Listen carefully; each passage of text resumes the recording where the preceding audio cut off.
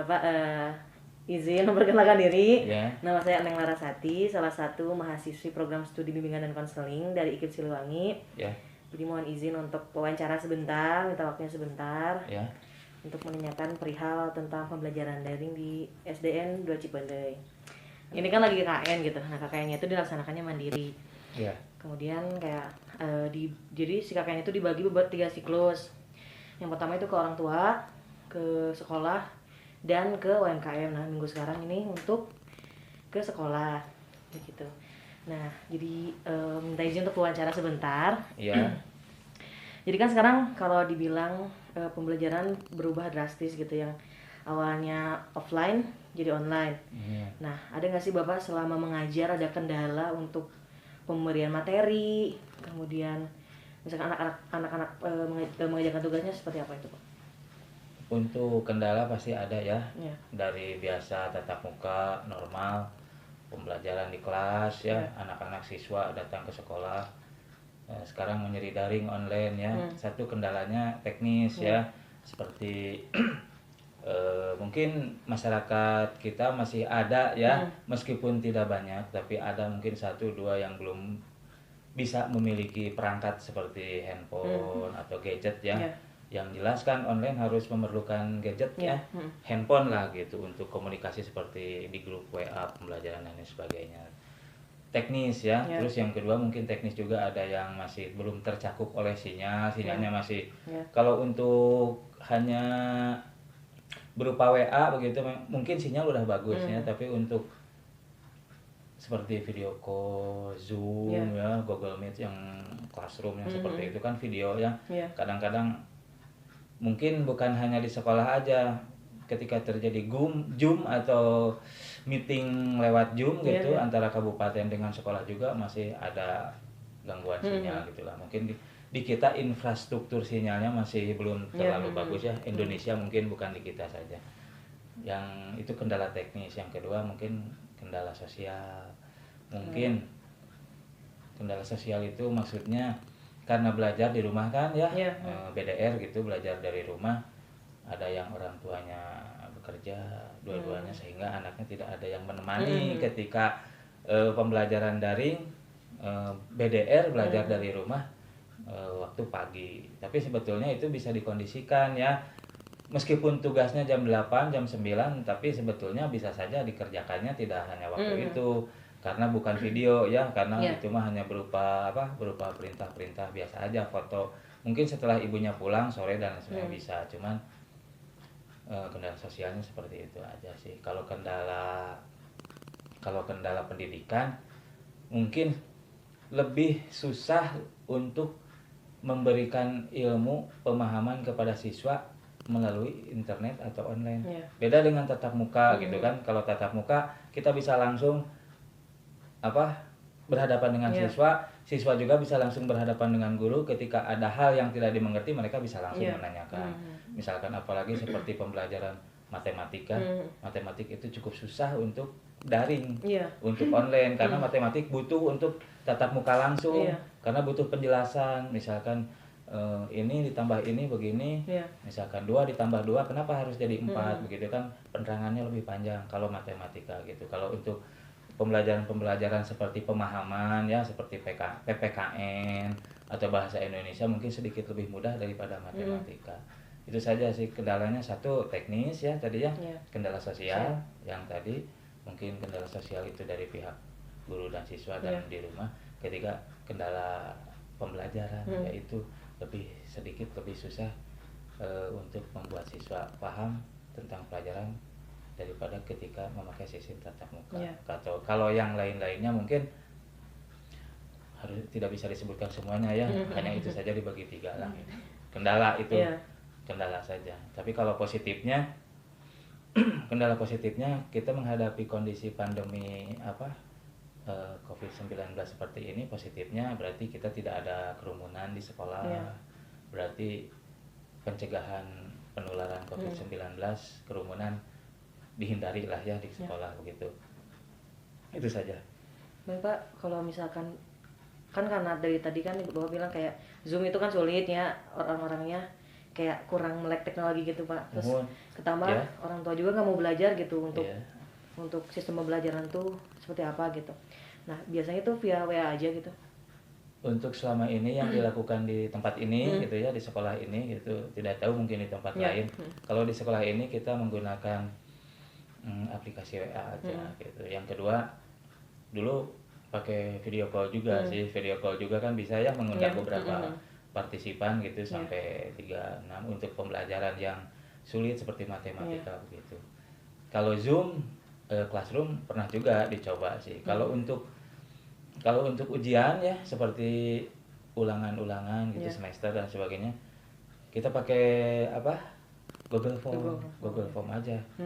Yang termudah, yang bisa dipahami, yang paham itu bukan hanya siswanya aja dengan orang tua, tapi gurunya juga harus menguasai kan. Google Meet mungkin yang agak mudah gitunya. Yang termudah yang bisa dikuasai oleh guru, siswa dan orang tua juga. Itu untuk ulangan-ulangan dan ujian. Kalau untuk pembelajaran pernah dicoba sih seperti Classroom, Zoom, dan mungkin yang ngetren mah Zoom lah sekarang gitu ya. Mungkin lebih suka dipakai, dimengerti, lebih mudah gitu ya. Google Meet juga sih mungkin ada sebagian, tapi kebanyakan mah istilahnya Zoom aja. Padahal Google Meet gitu. Tapi orang teh nyebutnya Zoom meeting, padahal yang dipakai apa gitu. Nah itu Zoom. Tapi kendalanya juga ya seperti itu, kendala teknis juga sih ya. Sekian, terima kasih udah ngasih waktunya untuk wawancara. Mohon maaf bila ada ya kata-kata yang tidak mengenakan dari saya.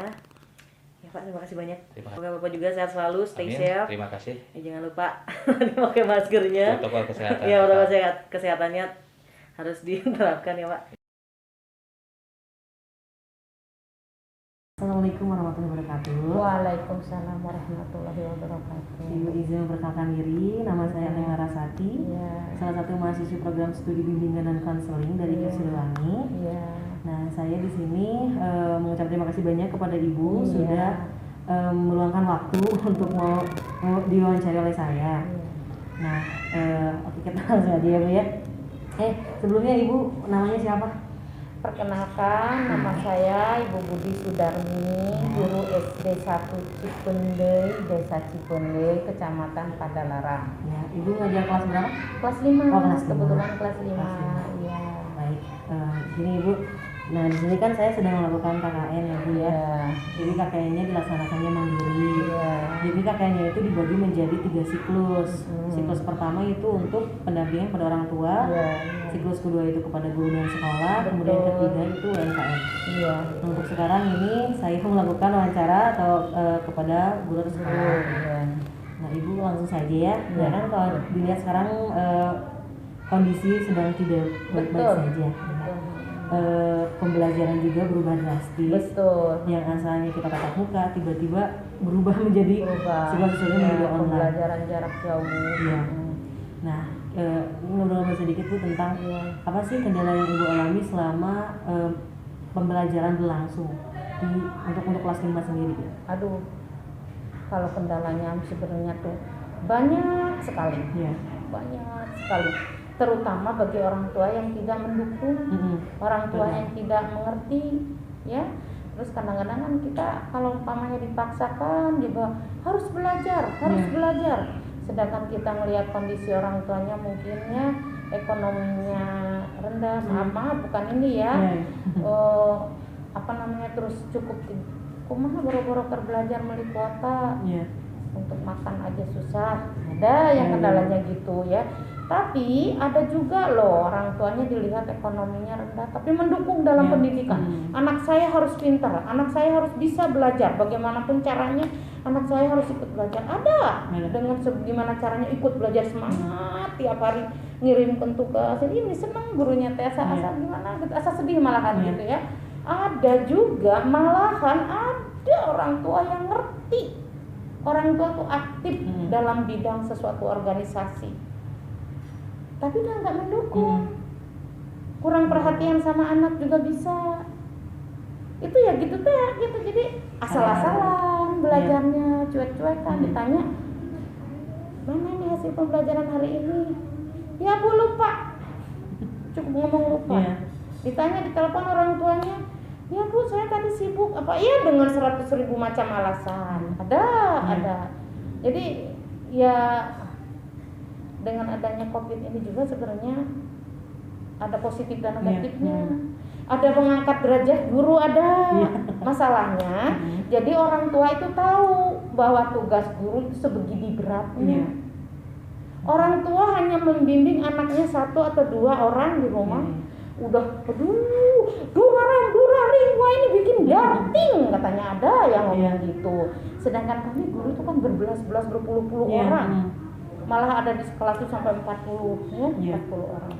Tapi dia karena kan segala-segala punya ilmu ya. Kitanya guru itu kan seenggaknya udah dibekali dengan ilmu cara mendidik anak, ilmu cara membimbing anak. Ya kita mah guru ya happy-happy aja deh, enak-enak aja gitu. Tapi dengan adanya COVID ini, dengan adanya program belajar dengan daring, dengan jarak jauh, sebenarnya ya untuk guru juga berat juga sih.